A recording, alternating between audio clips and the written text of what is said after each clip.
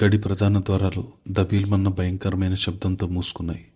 ఆ శబ్దం బయట కురుస్తున్న ఉరుముల వర్షాన్ని కూడా క్షణకాలం పాటు భయపెట్టిందేమో అన్నంత నిశ్శబ్దంగా ఆ హాల్లో అలుముకుంది. ఆ మూసుకున్న తలుపులు కేవలం గడి తలుపులు కావు. కామాక్షిదేవి అహంకారానికి, ఆమె సామ్రాజ్యానికి పడిన శాశ్వతమైన తాళాలు. హాల్ మధ్యలో తన వీల్చైర్లో కూర్చున్న ఆదిత్యవర్మ ఇప్పుడు ఒక వికలాంగుడిలా లేడు. వేటకు సిద్ధమైన, తన గుహ తలుపులు మూసి శత్రువును బంధించిన ఒక సింహంలా కనిపిస్తున్నాడు. అతని కళ్ళల్లో రగులుతున్న అగ్నిని చూసి కామాక్షిదేవి అడుగులు వెనక్కి పడ్డాయి. శేఖర్ బాబు గుండెల్లో రైళ్లు పరిగెత్తాయి. ఆదిత్య పక్కనే నిలబడి ఉన్న మేఘన్ చేతిని ఇంకా వదలలేదు. ఇన్నాళ్ళు తన తండ్రి కోసం ఒంటరిగా కన్నీళ్లు మింగుతూ పోరాడిన ఆ పల్లెటూరు పిల్లకు ఇప్పుడు ఒక కొండంత అండ దొరికింది. ఆదిత్య చేతి స్పర్శ ఆమె దేహంలో ఒక కొత్త ప్రాణాన్ని నింపుతుంది. తన భర్త తనను నమ్మాడు. తన తండ్రి మీద పడ్డ హంతకుడు అన్న నిందను తన చేతులతోనే చింపి పారేశాడు. ఇంతకంటే భార్యకు కావాల్సింది ఏముంటుంది? ఆమె కళ్ళల్లో కృతజ్ఞత, ఆరాధన పెనవేసుకుని ఉన్నాయి. ప్రసాద్, గంభీరంగా అరిచాడు ఆదిత్య. ఆదిత్యకు అత్యంత నమ్మకస్తుడైన మేనేజర్ ప్రసాద్ పరుగున వచ్చాడు. సార్ అంటూ చేతులు కట్టుకుని నిలబడ్డాడు. నా గదిలో ల్యాప్టాప్ పక్కన ఒక బ్లాక్ పెన్ డ్రైవ్ ఉంటుంది.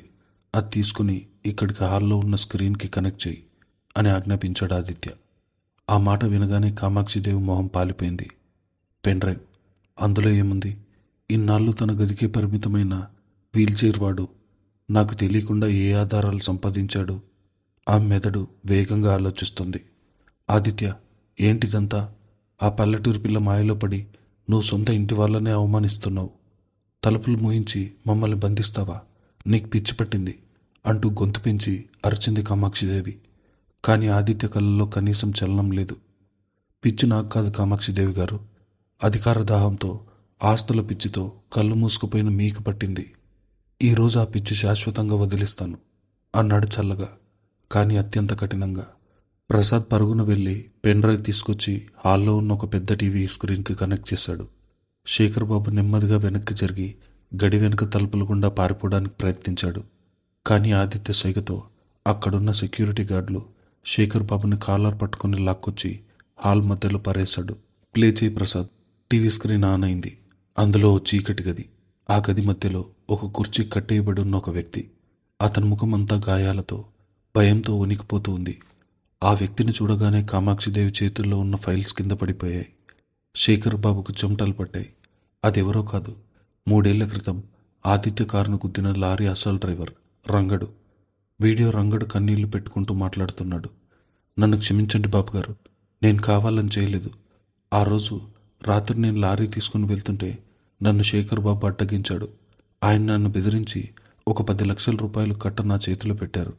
ఆ కామాక్షిదేవి అమ్మగారు ఫోన్లో మాట్లాడారు. ఆదిత్య కారు వస్తుంది, వాడి కారు బ్రేకులు ఫెయిల్ అయ్యేలా ఓ చిన్న యాక్సిడెంట్ చేయి, వాడు బతకూడదు. ఒకవేళ బతికినా వాడి కాళ్ళు చేతులు పనిచేయకూడదు అని చెప్పారు. నా కూతురు పెళ్లికి డబ్బు అవసరం ఉండి ఆ పాపాన్ని కొడిగట్టాను. యాక్సిడెంట్ జరిగిన వెంటనే శేఖర్ బాబే నన్ను సిటీ నుండి రాత్రికి రాత్రి పారిపోయేలా చేశాడు. నన్ను చంపకండి బాబుగారు అంటూ చేతులు జోడించి ఏడుస్తున్నాడు రంగడు. వీడియో అయిపోయింది. హాల్లో ఉన్న పలివాళ్ళంతా భయంతో, ఆశ్చర్యంతో నోరు వెళ్ళబెట్టారు. గడికి యజమానురాలని ఇన్నాళ్ళు తాము భయపడిన కామాక్షిదేవి ఇంత పెద్ద రాక్షస? సొంత కొడుకు లాంటి వాడిని ఆస్తి కోసం కారుతో గుద్దించి వాడి జీవితాన్ని నాశనం చేసిందా? మేఘన ఆదిత్య వైపు కన్నీళ్లతో చూసింది. ఎంత నరకం అనుభవించారు ఈయన. తన సొంత మనుషుల్ని తనను చంపాలని చూస్తే ఆ నిజాన్ని గుండెల్లో దాచుకుని ఈ వీల్ చైర్లో ఎన్ని రాత్రులు ఒంటరిగా ఏడ్చారో కదా. ఆమె గుండె తరుక్కుపోయింది. ఆదిత్య చేతిని మరింత గట్టిగా పట్టుకుని తన బుగ్గను అందించుకుంది. ఆదిత్య వీల్ చైర్ను కామాక్షిదేవికి అత్యంత దగ్గరగా తీసుకెళ్లాడు. ఏంటి కామాక్షిదేవి గారు, మీ నోట మాట రావడం లేదు? ఆదిత్య గొంతుడు ఇప్పుడు ఓ పదునైన కత్తిలా ఉంది. 3 ఏళ్ళు, అక్షరాల 3 ఏళ్ళు నేను ఈ చక్రాల కుర్చీలో నరకం అనుభవించాను. ప్రతిరోజు ఉదయం లేవగానే నా కాళ్ళు ఎందుకు పనిచేయడం లేదని ఏడ్చిన రాత్రులు ఎన్నో. ఈ యాక్సిడెంట్ వెనుక మీరున్నారని నాకు మొదటి రోజే తెలుసు. రంగణ్ణి పట్టుకోవడానికి నా ప్రైవేట్ మనుషులకు వారం రోజులు పట్టింది.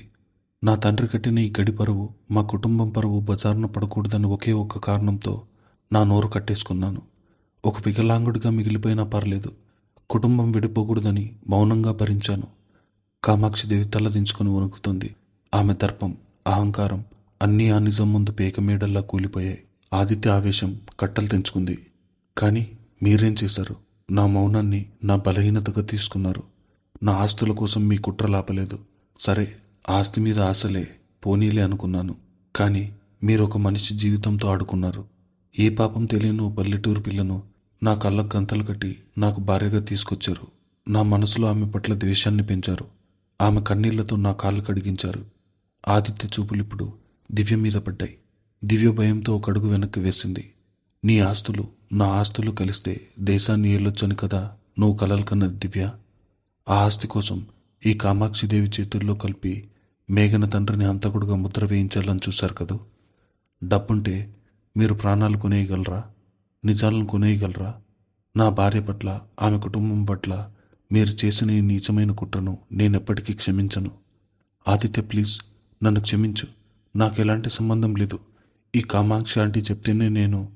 దివ్య మాట మార్చడానికి ప్రయత్నించింది. షటప్ అర్చాడు ఆదిత్య. నువ్వు ఎంత స్వార్థపరురాలువో నాకు ముందే తెలుసు. నా చక్రాల కుర్చీని చూసి నువ్వు జాలిపడ్డావు. నీకు కావాల్సింది నా వ్యాపార సామ్రాజ్యం మాత్రమే. కానీ మేఘనకు కావాల్సింది నేను, కేవలం నేను మాత్రమే. నా లోపాన్ని ప్రేమించిన దేవతామే. గెట్అవుట్ ఫ్రమ్ మై హౌస్ దివ్య. ఇంకోసారి నీ ముఖం నా గడిలో కనిపించకూడదు. దివ్య అవమాన భారంతో కన్నీళ్లు తుడుచుకుని తల దించుకుని ఆ గడిలోంచి బయటకు వెళ్ళిపోయింది. ఆమె కలలు కన్న సామ్రాజ్యం ఆమె కళ్ళ ముందే ముక్కలైపోయింది. హాల్లో ఉద్రిక్తత తారాస్థాయిలో ఉంది. కామాక్షిదేవి, శేఖర్ బాబులు తలరాతలను ఆదిత్య ఎలా నిర్ణయించబోతున్నాడా అని అందరూ ఉత్కంఠగా చూస్తున్నారు. సరిగ్గా అదే సమయంలో నిశ్శబ్దాన్ని ఛేదిస్తూ ఆదిత్య జేబులోని మొబైల్ ఫోన్ మోగింది. స్క్రీన్ మీద డాక్టర్ శ్రీనివాస్ అనే పేరు కనిపిస్తుంది. మేఘన గుండె ఒక్కసారిగా వేగంగా కొట్టుకోవడం మొదలైంది. ఆమె చేతులు వణుకుతున్నాయి. ఆపరేషన్ థియేటర్లో ఉన్న తన తండ్రి పరిస్థితి ఏమైందో అన్న భయం ఆమెను ఆవహించింది. ఆదిత్య ఫోన్ లిఫ్ట్ చేసి స్పీకర్ ఆన్ చేశాడు. హలో డాక్టర్ గారు. ఆదిత్య గొంతులో కూడా ఓ చిన్న ఉత్కంఠ. కంగ్రాచ్యులేషన్స్ ఆదిత్య. అవతల వైపు నుండి డాక్టర్ శ్రీనివాస్ సంతోషకరమైన గొంతు వినిపించింది. Surgery is a grand success. Chinnayya గారి గుండె ఇప్పుడు పూర్తి ఆరోగ్యంతో కొట్టుకుంటోంది. ఇంకో 2 గంటల్లో ఆయన స్పృహలోకి వస్తారు. ఇక ఆయనకు ప్రాణాపాయం లేదు. మీ ఫండింగ్, మీరు ఏర్పాట్లు చేసిన అమెరికన్ డాక్టర్ల బృందం వల్లే ఇది సాధ్యమైంది. మేఘనమ్మకు నా తరపున శుభాకాంక్షలు చెప్పండి. ఫోన్ కట్ అయింది. ఆ ఒక్క మాట, ప్రాణాపాయం లేదు అన్న ఆ ఒక్క మాట వినగానే మేఘన కళ్ళల్లో నుండి జలపాతంలా కన్నీళ్లు ఊపికాయి. ఆమె నరాలు జివ్వుమన్నాయి. నెలల తరబడి తన తండ్రి ప్రాణాల కోసం ఆమె పడ్డ మానసిక వేదన, ఆ చీకటి గదిలో ఆమె అనుభవించిన నరకం, ఉదయం నుండి తన తండ్రిని హంతకుడిగా ముద్ర వేసినప్పుడు ఆమె పడ్డ ఆక్రోశం అన్నీ ఆ ఆనంద బాష్పాల్లో కొట్టుకుపోయాయి. ఆమె నేల మీద అలాగే కూలబడింది. 2 చేతులు జోడించి దేవునికి దండం పెట్టుకుంది. ఆ తర్వాత ఆదిత్య ఒడిలో తలపెట్టుకుని చిన్నపిల్లలా వెక్కి వెక్కి ఏడ్చేసింది. నాన్న, నాన్న, నా నాన్న బతికాడు. ఆయనకేమీ కాలేదు. ఇదంతా మీ వల్లే అండి. నా ప్రాణం ఉన్నంత వరకు మీకు బానిసల పడుంటాను అంటూ ఆదిత్య చేతులను ముద్దాడింది. ఆదిత్య కళ్ళల్లో కూడా నీళ్లు తిరిగాయి. తన భార్య కన్నీళ్లను సున్నితంగా తన చేతితో తుడిచాడు. బానిసలా కాదు మేఘన, నా సామ్రాజ్యానికి మహారాణిలా ఉంటావు. నీ కన్నీళ్లు ఇక నుండి ఆనందానికి మాత్రమే సాక్ష్యంగా ఉండాలి. నీ తండ్రికి ఎప్పటికీ నీతో ఉంటాడు అని ఆమె తల నిమిరాడు. పని వాళ్ళందరూ ఈ దృశ్యాన్ని చూసి కంటతడి పెట్టారు. ఎల్లమ్మైతే బయట కొంగుతో కళ్ళు తుడుచుకుంటూ దేవుడికి దండం పెట్టుకుంది. న్యాయం గెలిచింది. ఓ స్వచ్ఛమైన ప్రేమకు దేవుడు ప్రాణాభిషేకం పెట్టాడు. ఆనందపు క్షణాలు ముగిశాయి. ఇప్పుడు న్యాయం జరగాల్సిన సమయం వచ్చింది. ఆదిత్య చూపులు మళ్ళీ కామాక్షిదేవి, శేఖర్ బాబుల మీద పడ్డాయి. ప్రసాద్, ఎస్ సార్, వీళ్ళిద్దరినీ తీసుకెళ్లి పోలీసులకు అప్పగించొద్దు అన్నాడు ఆదిత్య. ఆ మాట వినగానే కామాక్షిదేవిలో చిన్న ఆశ పుట్టుకొచ్చింది. బహుశా ఆదిత్య తనను క్షమిస్తాడేమో, కుటుంబ పరువు కోసం వదిలేస్తాడేమో అని సంబరపడింది. కానీ ఆదిత్య పెదవుల మీద ఓ భయంకరమైన నవ్వు వెలిసింది. పోలీసులకు అప్పగిస్తే ఏముంది, ఒక 2-3 రోజులు జైల్లో ఉండి నా ఆస్తితోనే బెయిల్ తెచ్చుకుని మళ్ళీ దర్జాగా బయట తిరుగుతారు. వీళ్ళు చేసిన తప్పులకు అది సరైన శిక్ష కాదు. ఆదిత్య వీల్చైర్లో ముందు కొంగి కామాక్షిదేవి కళ్ళల్లోకి చూస్తూ అన్నాడు. ఈ గడిలో ఒక చీకటి గది ఉంది, గుర్తుందా? గాలి వెలుతురు చొరబడిన ఒక రాతి చెరసాల. ఏ తప్పు చేయని నా భార్యను పెళ్ళైన మొదటి రోజు ఆ గదిలో బంధించి కనీసం గుక్కడి నీళ్లు కూడా ఇవ్వకుండా నరకం చూపించారు మీరు. ఆ రోజు ఆమె పడ్డ భయం, ఆమె కార్చిన కన్నీరు ఇప్పుడు మీరు అనుభవించాలి. కామాక్షిదేవి కళ్ళు భయంతో పెద్దవయ్యాయి. ఆదిత్య, లేదు, నన్ను క్షమించు, నేను అలా ఉండలేను. ప్రసాద్, వీళ్ళిద్దరిని తీసుకెళ్ళి పనివాళ్ళ క్వార్టర్స్ పక్కనున్న ఆ చీకటి గదిలో బంధించండి. వాళ్లకు బయట ప్రపంచంతో ఎలాంటి సంబంధం ఉండకూడదు. రోజుకొక పూట మాత్రమే అన్నం వేయండి. నా కాళ్ళు విరగొట్టి నన్ను ఒక గదికి పరిమితం చేసిన వీళ్ళు జీవితాంతం ఆ చీకటి గదిలోనే నరకం అనుభవించాలి. ఇది నా తీర్పు అని శాసించాడు ఆదిత్య. సెక్యూరిటీ గార్డులు శేఖర్ బాబును కామాక్షిదేవిని లాక్కెళ్తున్నారు. కామాక్షిదేవి అరుస్తోంది, బతిమాలుతుంది. కానీ ఆ గడిగోడలు ఆమెను చూసి నవ్వుతున్నాయి. కర్మ సిద్ధాంతం ఎవరిని వదిలిపెట్టదు. ఒక అమాయకురాలిని కన్నీరు ఒక అహంకారి పతనానికి పునాదిగా మారింది. వాళ్ళ అరుపు గడిబయట కురుస్తున్న వర్షపు శబ్దంలో కలిసిపోయాయి. హాల్లో ఇప్పుడు కేవలం ఆదిత్య, మేఘన మాత్రమే ఉన్నారు. బయట ఉరుములు తగ్గాయి. వర్షం వెలిసిపోయింది. చీకటి తొలగిపోయింది. తూర్పు దిక్కున సూర్యుడు ఉదయిస్తున్నాడు. ఆ లేత కిరణాలు గడి కిటికీల గుండా లోపలికి ప్రవేశించి ఆదిత్య, మేఘనల మీద పడుతున్నాయి. మేఘన్ నెమ్మదిగా లేచి ఆదిత్య వీల్చైర్ వెనుక వెళ్ళి నిలబడింది. ఆ కుర్చీ చేతులు తన చేతులతో పట్టుకుంది. గడిలో తుఫాన్ ఆగిపోయింది అంది మేఘన ఎంతో ప్రశాంతంగా. అవును మేఘన, నా జీవితంలో కూడా అన్నాడు ఆదిత్య. మీరిన్నాళ్ళు ఒంటరిగా ఓ భయంకరమైన యుద్ధం చేశారు. ఇక మీదట ఆ అవసరం లేదు.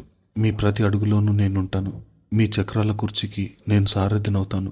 మన జీవితంలో ఇక చీకటి లేదు, కేవలం వెలుగు మాత్రమే ఉంటుంది అని ప్రమాణం చేసింది మేఘన.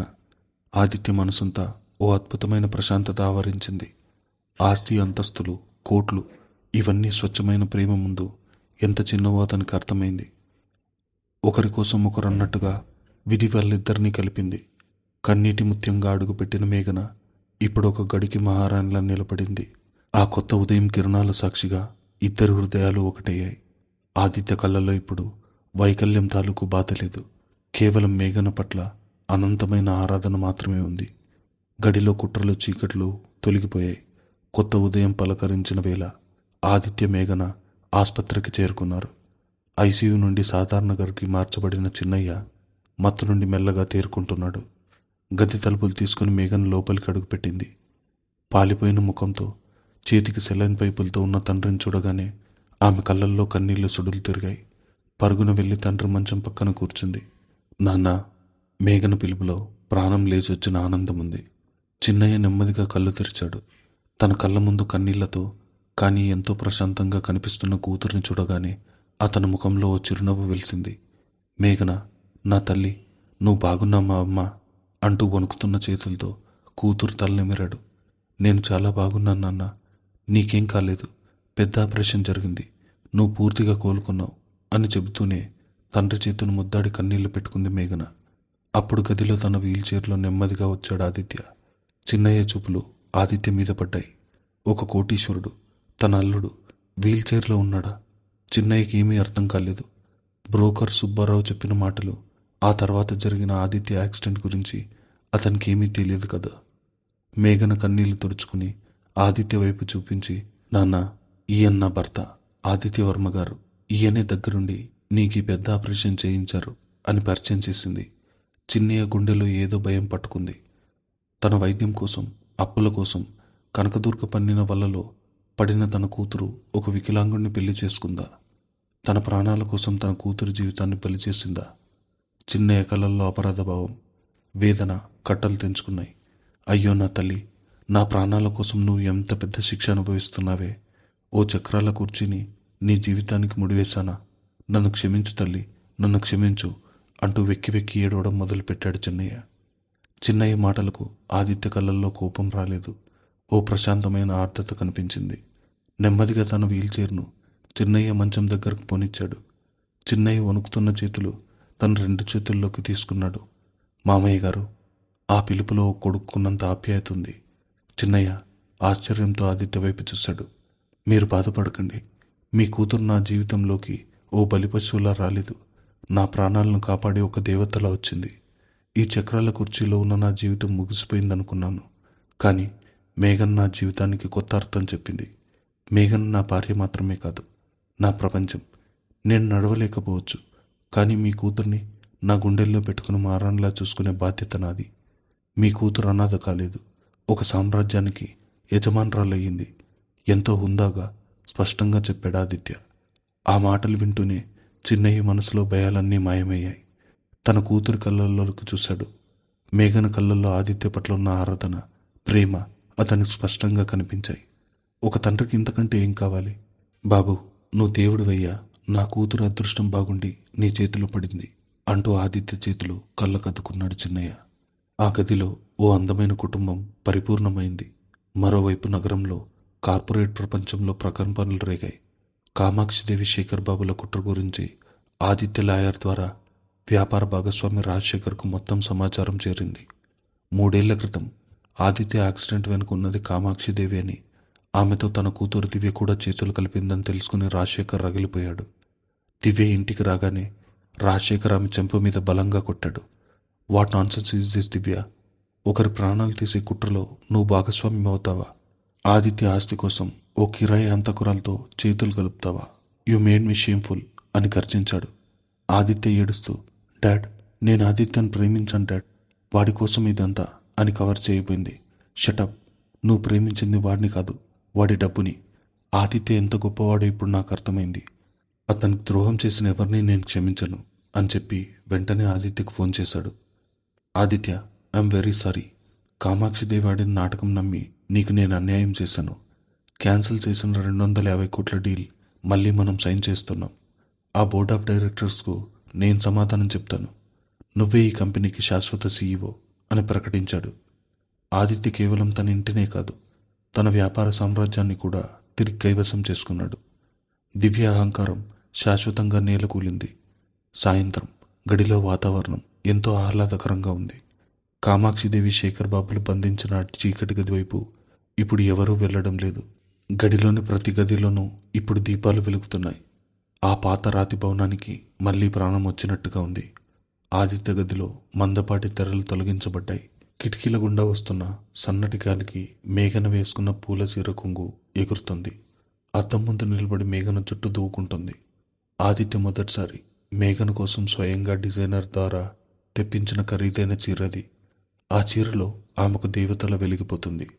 ఆదిత్య తన వీల్ చైర్లో కూర్చుని చేతిలో ఒక పుస్తకం పట్టుకుని మేఘన్నే చూస్తున్నాడు.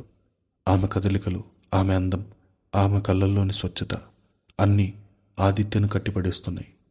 అద్దంలోంచి ఆదిత్య చూపులు గమనించిన మేఘన సిగ్గుతో చిరునవ్వు నవ్వింది. నెమ్మదిగా వచ్చి ఆదిత్య పక్కన నిలబడింది. పుస్తకం చదువుతున్నారా లేక నన్ను చదువుతున్నారా? కొంటగా అడిగింది మేఘన. ఆదిత్య పుస్తకాన్ని పక్కన పెట్టి ఆమె చేయి పట్టుకున్నాడు. పుస్తకంలో అక్షరాలు మాత్రమే ఉంటాయి మేఘన, కానీ నీ కళ్ళల్లో ఓ అద్భుతమైన కావ్యం ఉంటుంది. కళ్ళు లేని వాడికి వెలుగు ఎలా ఉంటుందో తెలీదు, ప్రేమ లేని వాడికి జీవితం ఎలా ఉంటుందో తెలీదు. ఇన్నాళ్ళు నా జీవితం ఒక యంత్రంలా సాగింది, కానీ నువ్వు నా జీవితంలోకి వచ్చాక నా హృదయానికి ప్రాణం పోసావు అన్నాడు ఎంతో ఆత్రుతగా. మేఘన గుండె ప్రేమతో ఉప్పొంగిపోయింది. ఆమె నెమ్మదిగా ఆదిత్య వీల్చైర్ ఆర్మ్రెస్ట్ మీద కూర్చొని తన తలను ఆదిత్య భుజం మీద వాల్చింది. నేను మీకోసం ఏమైనా చేస్తానండి, నా ప్రపంచం మీరే అని గుసగుసలాడింది. ఆదిత్య తన చేతులతో ఆమెను దగ్గరకు తీసుకున్నాడు. వారిద్దరి మౌనం ఆ గదిలోని ప్రశాంతతను, ఓ అందమైన భవిష్యత్తుకు స్వాగతం పలుకుతుంది. ఎన్ని కన్నీళ్లు, అవమానాలు, కుట్రలు దాటుకుని వచ్చిన ఆ పల్లెటూరు పిల్ల ఇప్పుడు ఆ కోటీశ్వరుడు హృదయ సామ్రాజ్యానికి ఏకైక రాణిగా స్థిరపడింది. ప్రేమకు వైకల్యం అడ్డు కాదు, నమ్మకానికి పేదరికం అడ్డు కాదని నిరూపించింది ఈ జంట. తమ కొత్త ప్రయాణాన్ని మధురంగా ప్రారంభించింది.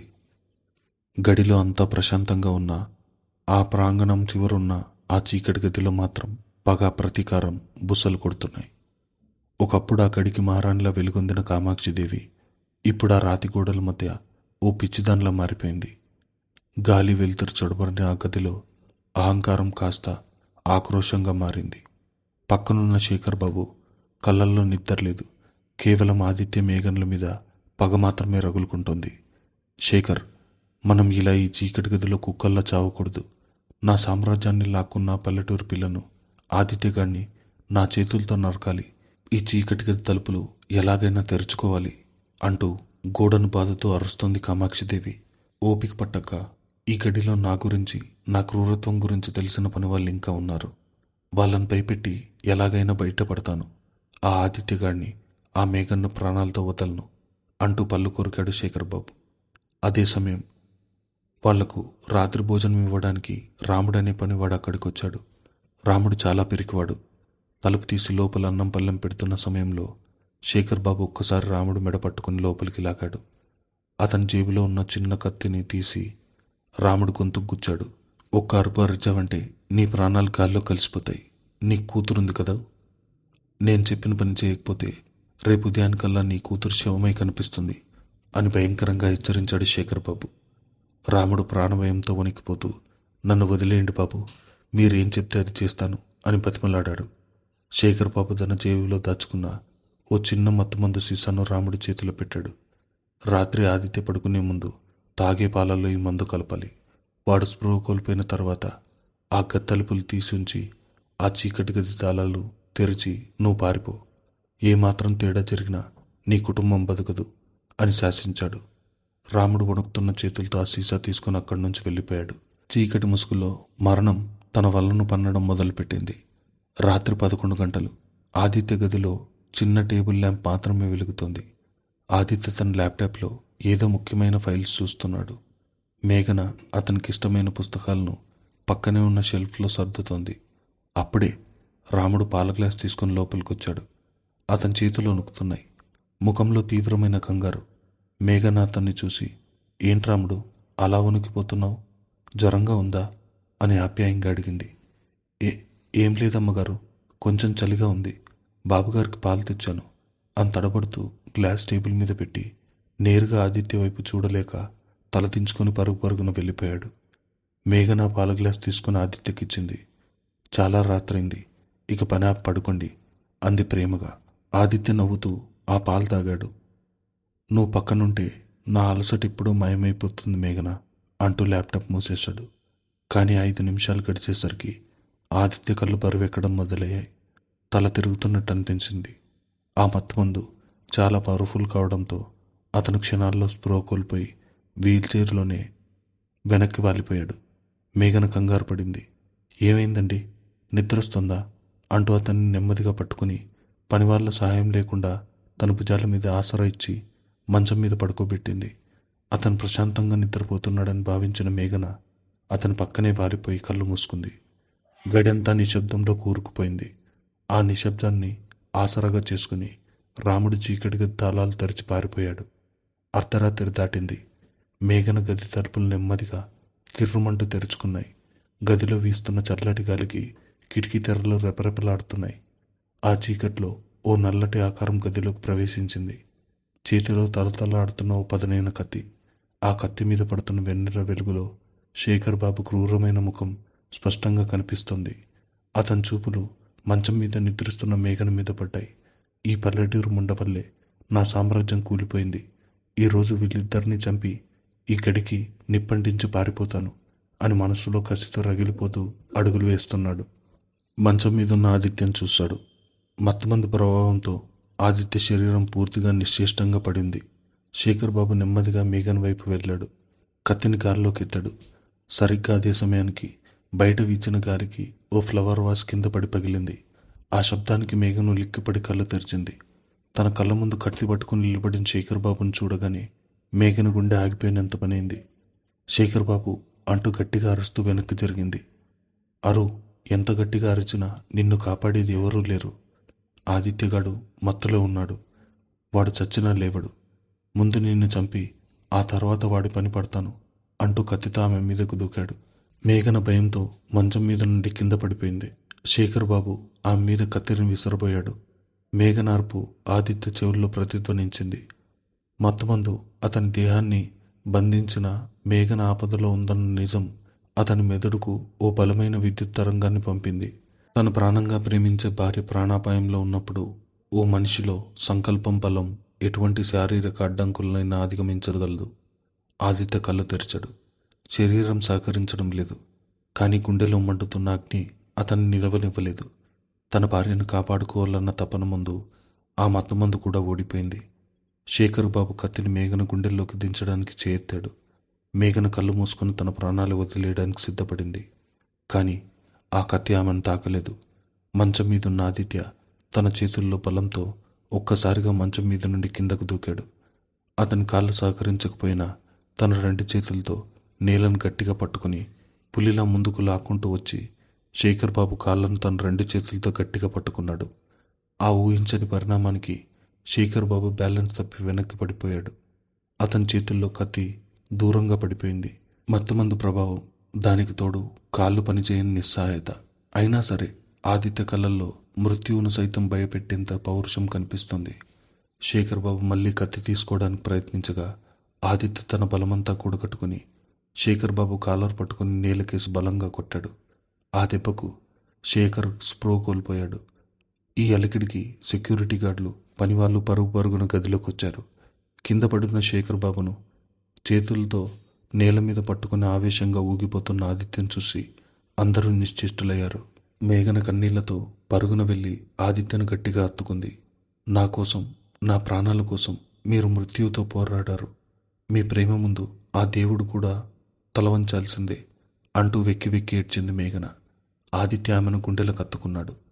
నువ్వు నా ప్రాణం మేఘన, నా శ్వాస ఆగేంత వరకు నీకెలాంటి ఆపద రానివ్వను అంటూ ఆమె కన్నీళ్లు తుడిచాడు. సెక్యూరిటీ గార్డులు శేఖర్ బాబును, కామాక్షిదేవిని బంధించి పోలీసులకు అప్పగించారు. కుట్రల చీకట్లు శాశ్వతంగా ముగిసిపోయాయి. ఆదిత్య తన లాయర్ ద్వారా కామాక్షిదేవి, శేఖర్ బాబుల ఆర్థిక నేరాలు, 3 ఏళ్ల క్రితం జరిగిన యాక్సిడెంట్ కుట్ర, దొంగ సాక్ష్యాల సృష్టి, వీటన్నిటికీ సంబంధించిన పక్కా ఆధారాలు రాత్రి పోలీసులకు అప్పగించాడు. దానికి తోడు రాత్రి మేఘన మీద జరిగిన హత్యాయత్నం వారి నేరాల జాబితాలో ఆఖరి మేకలా మారింది. చేతులకు బేడీలతో కామాక్షిదేవి, శేఖర్ బాబులను పోలీసులు బయటకు తీసుకొస్తున్నారు. ఒకప్పుడు ఆ గడిలో అడుగు పెడితే అందరి గుండెల్లో వణుకు పుట్టించిన కామాక్షిదేవి ఇటాలియన్ మార్బుల్ ఫ్లోర్ మీద నడుచుకుంటూ వెళ్తుంటే ఒకప్పటి ఆమె దర్పం, అహంకారం అన్నీ నేలరాలిపోయాయి. ఇప్పుడు ఆమె ఒక సాధారణ నేరస్తురాల్లా తలదించుకుని నడుస్తుంది. ముఖంలో రక్తం చుక్కలేదు. కళ్ళల్లో ఓటమి, భయం స్పష్టంగా కనిపిస్తున్నాయి. గడి ప్రధాన ద్వారం దగ్గర తన వీల్చైర్లో దర్జాగా కూర్చొని ఉన్నాడు ఆదిత్య. అతని ముఖంలో ఇప్పుడు ఎలాంటి ఆవేశం లేదు. ఒక యోగి లాంటి ప్రశాంతత ఉంది. అతని పక్కనే ఎంతో హుందాగా తన సామ్రాజ్యానికి అసలైన ఇల్లాలుగా నిలబడింది మేఘన. ఆమె కళ్ళల్లో ఒకప్పటి భయం లేదు. తన భర్త ఇచ్చిన అనంతమైన ధైర్యం ఉంది. కామాక్షిదేవి గారు, ఆదిత్య గొంతులో కోపం లేదు, కానీ జీవిత సత్యం లాంటి ఒక గంభీరత ఉంది. ఆ పిలుపు కామాక్షిదేవి నెమ్మదిగా తలెత్తి చూసింది. నా ఆస్తిని లాక్కోవాలని మీరు నా కాళ్ళు విరగ్గొట్టారు. నా సామ్రాజ్యాన్ని శాసించాలని నా సొంత ఇంట్లోనే నన్ను ఒక బంధించేశారు. ఒక దిక్కులేని పల్లెటూరు పిల్లను నాకు కట్టబెడితే జీవితాంతం ఒక గదిలో ఏడుస్తూ కుమిలిపోతాననుకున్నారు. కానీ విదాడి నాటలో మీరు దారుణంగా ఓడిపోయారు. దేవుడు నా జీవితంలోకి మేఘన్ను ఒక పావుల్లో పంపలేదు. నాకు 2 కొత్త కాళ్లను, నా గుండెకు కొత్త ఊపిరిని బహుమతిగా పంపాడు. అహంకారం ఎప్పటికైనా నేలకూలక తప్పదు. మీరు తవ్విన గొత్తులో మీరే పడ్డారు. కర్మ సిద్ధాంతం అంటే ఇదే అని ఆదిత్య చెప్పిన మాటలు ఆ గడి గోడల మధ్య ప్రతిధ్వనించాయి. కామాక్షిదేవి సమాధానం చెప్పే శక్తి కూడా లేదు. తలదించుకుని పోలీస్ జీప్ ఎక్కింది. జీప్ అక్కడి నుంచి వెళ్ళిపోయింది. వాళ్ళ దుర్మార్గపు నీడ ఆ గడి నుంచి శాశ్వతంగా జరిగిపోయింది.